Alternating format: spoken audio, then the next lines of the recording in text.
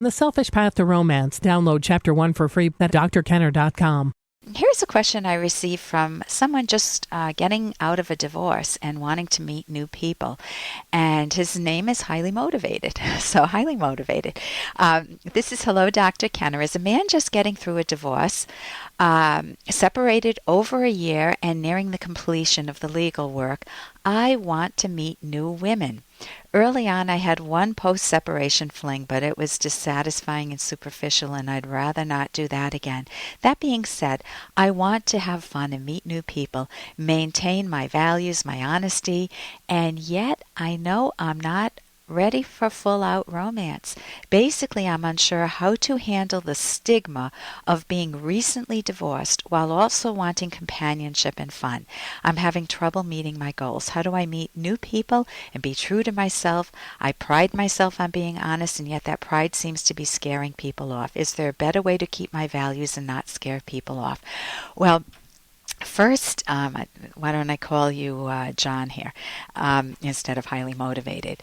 First, John, you do want to scare some people off. The people who aren't interested in you, you don't want to waste your time with them. So if I were recently divorced, or if my husband had died and I was not quite ready for a romance, but I definitely want the companionship, and I definitely want to start the process, even though I'm not ready for marriage right away again, then what I would want to do is to rule out a lot of people who don't want me. If they don't want somebody whose husband died or somebody who's been through a divorce, then they're not going to be a good companion for me. So I need to be able to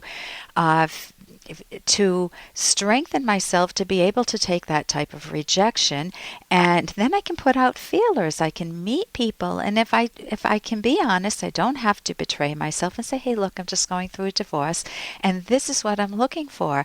I'm looking for companionship. I'm not ready to jump into a serious relationship yet. I don't think it would be fair to me or the other person. If it develops that way, so be it.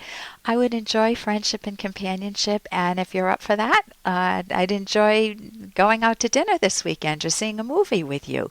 You've got your honesty there. You're not deceiving them. If somebody says no thank you, or oh, who's this dude, then good, you've ruled them out. Don't damn yourself for that. You're presenting yourself as who you are.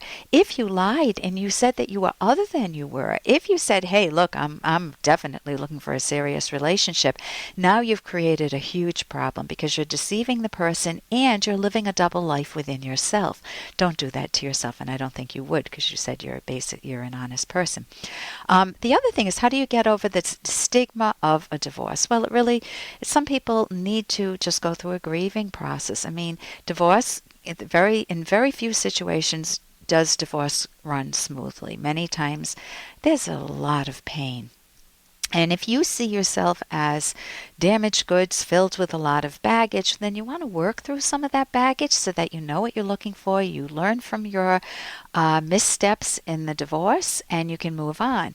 If you reframe it as a learning experience, the marriage was a learning experience and you're coming out stronger for it, and it was a rational choice to end the unsatisfying relationship, and you grew from that, assuming that you did, and you're looking for a better match, then there's no stigma. There's no stigma. So many people are divorced nowadays that the only stigma that you can get is from an occasional person who sees it, they'll roll their eyes and, oh, that's their issue. You don't know what they're reacting to. Maybe their parents got divorced and they just don't like that.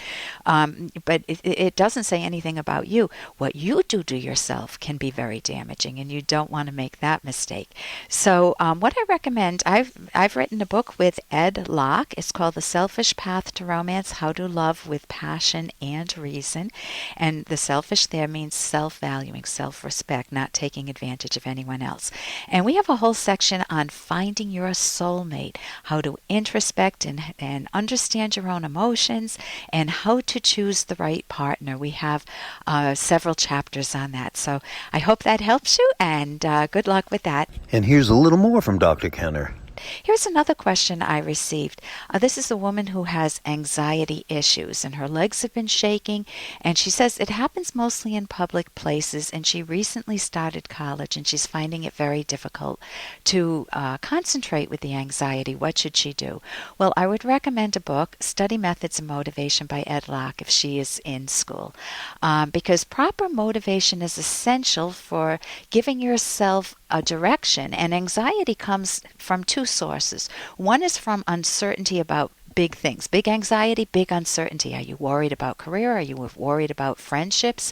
Even though you feel comfortable about people, is there another aspect in which you feel judged?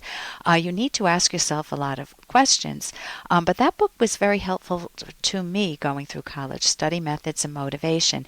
Then you can also look into cognitive therapy and learn some wonderful skills from another book, Mind Over Mood, which you could get at my website, drkenner.com, drkenner.com. You need to explore your anxiety. When do I feel most anxious? What time of day? Who's with me? What thoughts are going through my mind? You can look at the lovely exceptions. When do I feel more relaxed, at peace with myself, and who am I with? So you want to realize that anxiety has a cause. You can get cognitive therapy too if you want. But if you're having thoughts, oh my God, what if? Take a very close look at those thoughts and maybe get that book, Mind Over Mood, and learn how to do a thought record. I'm Dr. Ellen Kenner on the Rational Basis of Happiness. For more Dr. Kenner podcast, go to drkenner.com and please listen to this ad. Here's an excerpt from The Selfish Path to Romance by Drs. Kenner and Locke.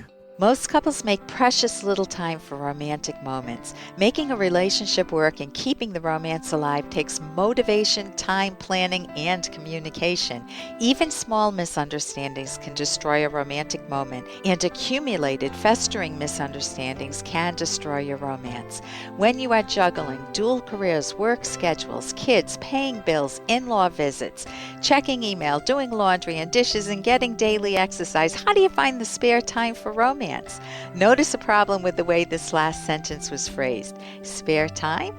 What ranking was romance assigned? Where did it come in terms of priorities? It is true that active, productive people have to make time for sex, but intimacy shouldn't be relegated to the category of a spare time activity.